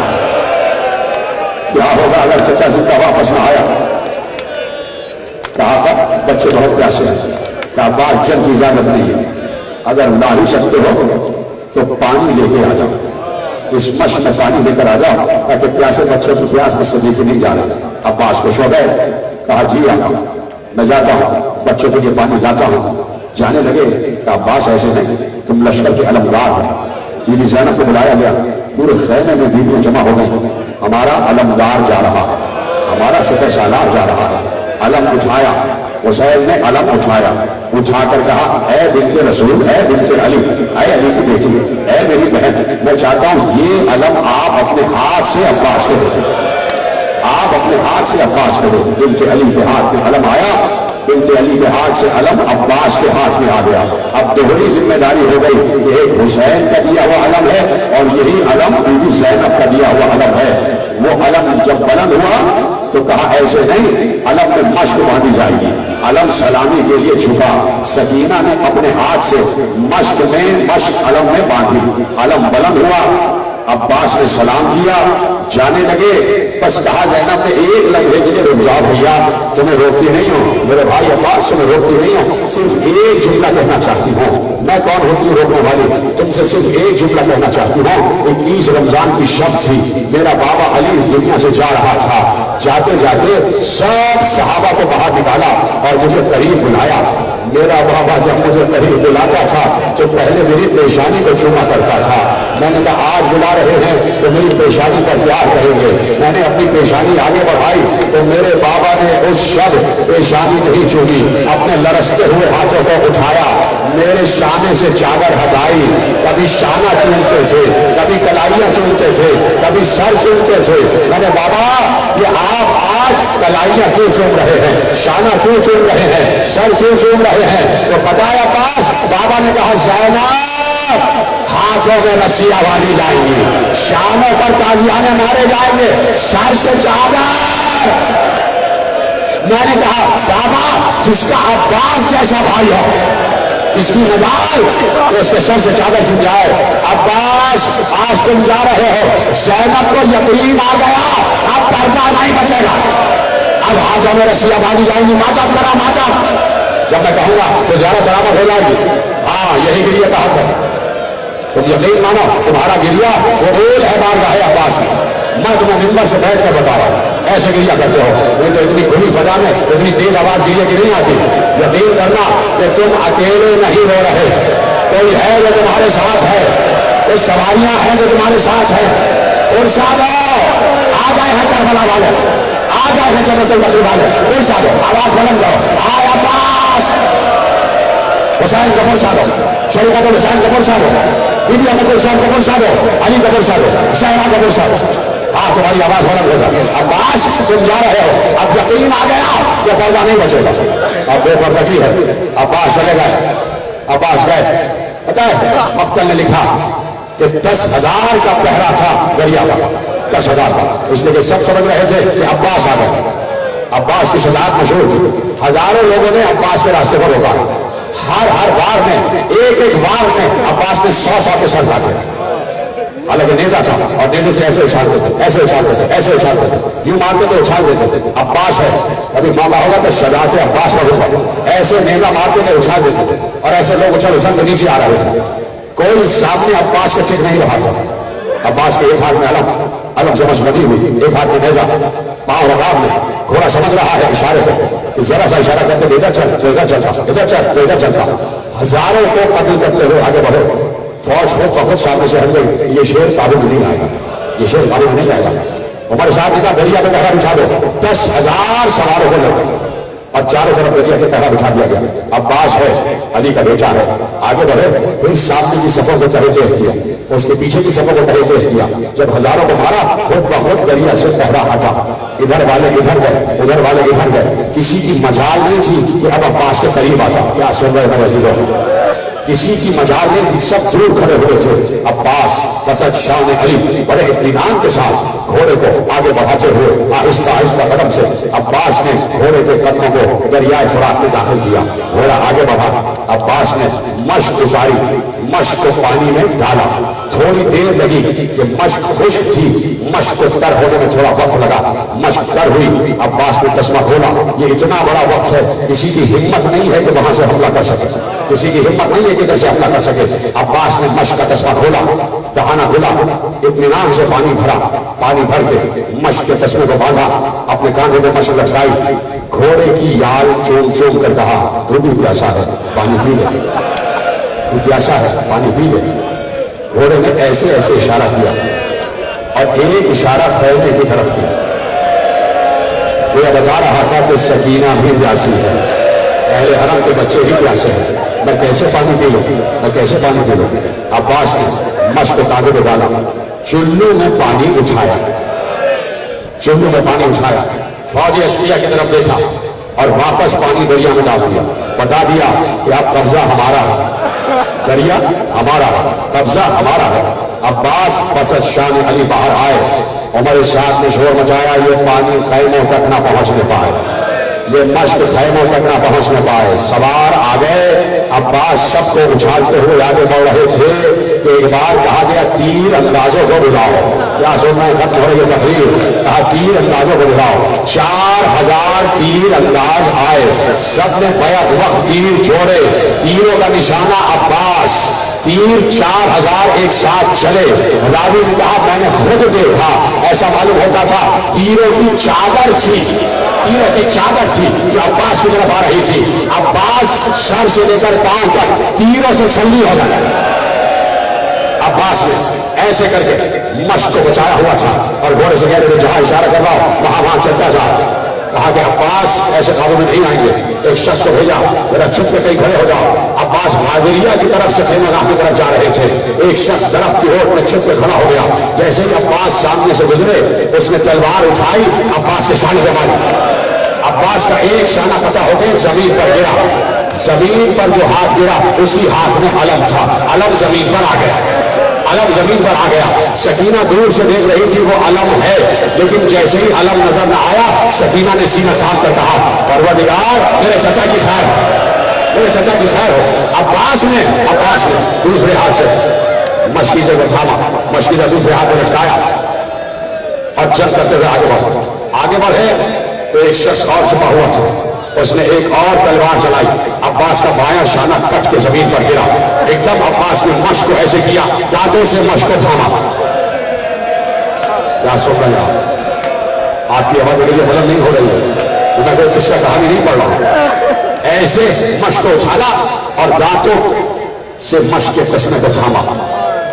اب صورت یہ ہے کہ عباس کے دانتوں میں مشق ہے اور عباس کی توجہ صرف اس بات پر ہے کچھ بھی ہو جائے یہ مشق خیمے تک چلی جائے، یہ مشکیزہ سکینہ تک چلا جائے، یہ مشکیزہ بچے تک پہنچ جائے۔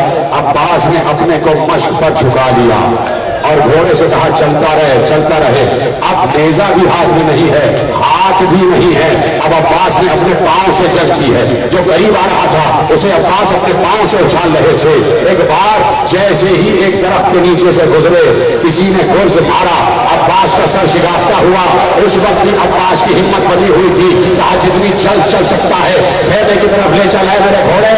گھوڑا تیزی سے دوڑ رہا تھا، امید عباس کی بنی ہوئی تھی، ہمت بنی ہوئی تھی، وہ سامنے خیمہ گاہ ہے۔ ایک بار ایک سنسناتا ہوا تیر چلا، تیر مشق پر لگا، مشق چھیدتا ہوا عباس کے سینے تک آیا، مشق سے پانی بہ گیا۔ جب پانی بہا عباس نے گھوڑے سے کہا اب وہاں نہیں واپس چل۔ ماتا ماتا ماتا بیٹھ جا صاحب بیٹھ جاؤ، جب میں کہوں گا برابر ہوگا، بیٹھ جاؤ۔ گھوڑے سے کہا اب خیمہ گاہ کو نہیں، اب واپس دریا کی طرف چل، اب میں خیمہ گاہ کو جا کر کیا کروں گا۔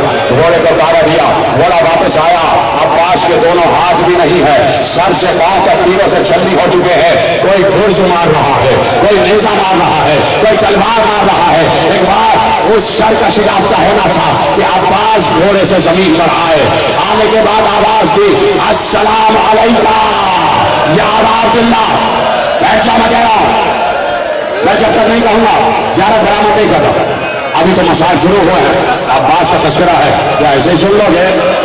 علمدار لشکر حسینی کا تذکرہ ہے، سپہ سالار کا تذکرہ ہے، سقائے سکینہ کا تذکرہ ہے، زینب کی آس کا تذکرہ ہے، اہل حرم کی پیاس کا تذکرہ ہے۔ بلند کرو اپنی آوازیں، بلند کرو۔ ایک بار عباس زمین پر آئے، آواز دی آقا آقا آپ کا میرا آخری سلام۔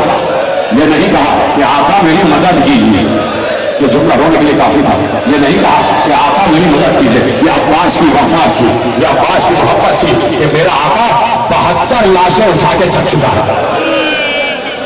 دریا کے کنارے عباس کا لاشا، اتنی مشکل سے پہنچے ہیں حسین عباس کے لاشے پر کہ حسین کو راستے پر جنگ کرنا پڑی ہے۔ کئی لوگوں کو حسین نے قتل کیا ہے جب عباس کے لاشے پر پہنچے ہیں، اور کس حالت میں پہنچے؟ ایک بار اتر گئے، اتر کے آگے بڑھنے لگے، وہ دریا کے کنارے میرا بھائی تڑپ رہا ہے، وہ دریا کے کنارے میرا علمدار تڑپ رہا ہے، وہ دریا کے کنارے سقائے سکینہ تڑپ رہا ہے۔ آگے بڑھ رہے تھے، نظر عباس کی طرف تھی، ایک بار ٹھوکر لگی تو دیکھا نیچے کیا ہے، تڑپ گئے، اس لیے کہ عباس کا دایاں شانہ کٹا ہوا پڑا تھا۔ حسین نے شانہ اٹھایا، پیار کیا، چوما عباس کے شانے کو چوما، عباس کے بازو کو چوما، آگے بڑھے، ایک دوسرا بازو کٹا ہوا پڑا ہے، اس بازو کو بھی اٹھایا، گود میں عباس کے ہاتھ لے کر چلے، پہنچے عباس کے سرہانے پہنچ گئے، ہاتھوں کو زمین پر رکھا، عباس سے کہا بھیا ہم آ گئے، بھیا میں آ گیا۔ ایک بار عباس نے کہا آقا آپ کا شکریہ، غلام کے پاس آ گئے، آپ کا شکریہ۔ عباس چاہتے تھے کہ آقا کے احترام میں اٹھے، لیکن ہاتھوں کا سہارا لے کے تو اٹھ سکتے تھے نا۔ حسین نے کہا لیتے رہو بھیا، جہاں ہو، ہم آ گئے ہم آ گئے۔ عباس کے سر کو اٹھایا، اپنے زانوں پہ رکھا، عباس کے سر کو اٹھایا، اپنے زانوں پہ رکھا، عباس کی زلفوں پہ ہاتھ پھیرا، بھیا میں آ گیا، بھیا میں آ گیا۔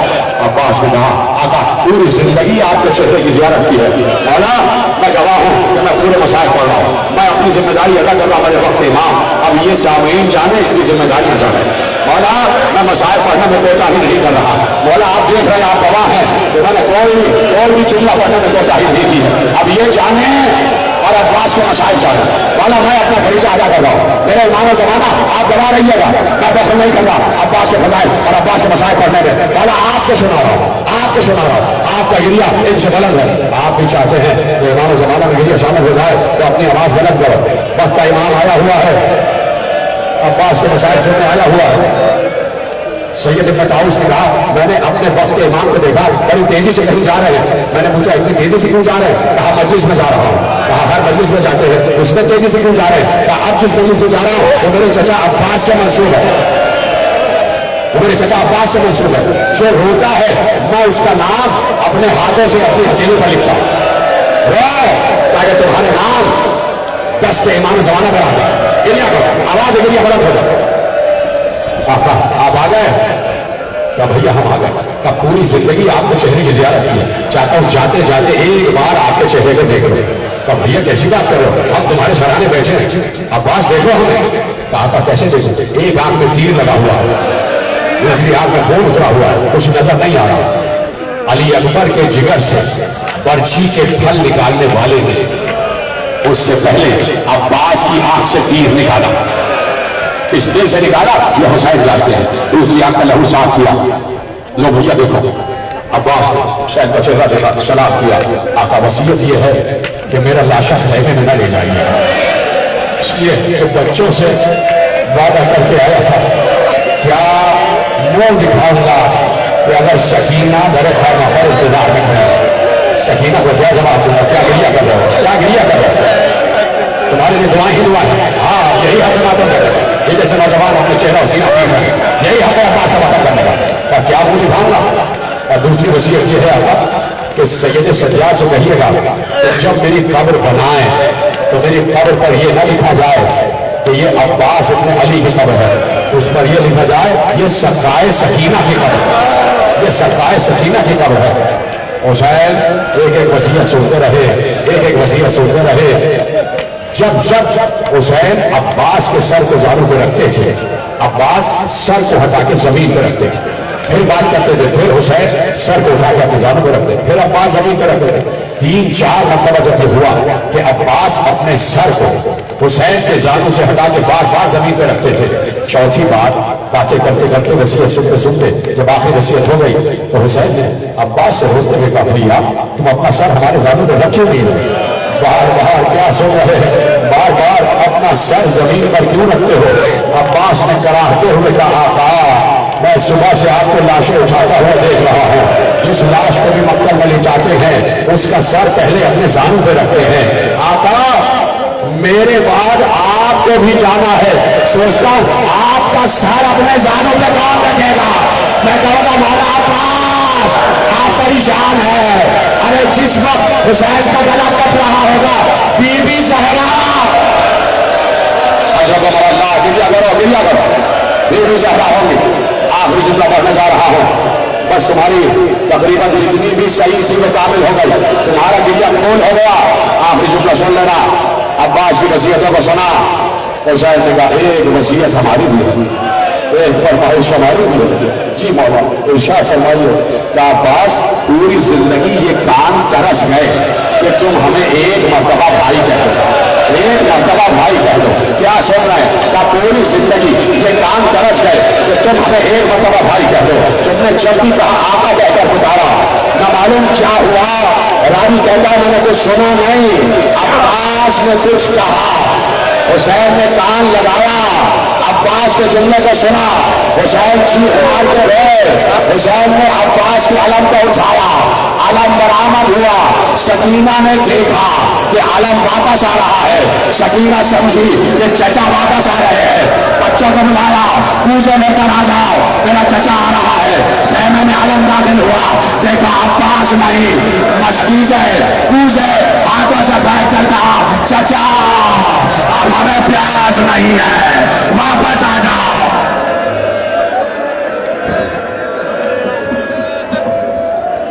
مومنین اپنے موبائل اور پرس کا خیال کیجیے گا. مومنین آپ سے بار بار درخواست کر رہے ہیں کہ اپنے موبائل اور پرس کا خیال کیجیے گا. یا حسین یا حسین یا حسین یا حسین. فرمان فرمان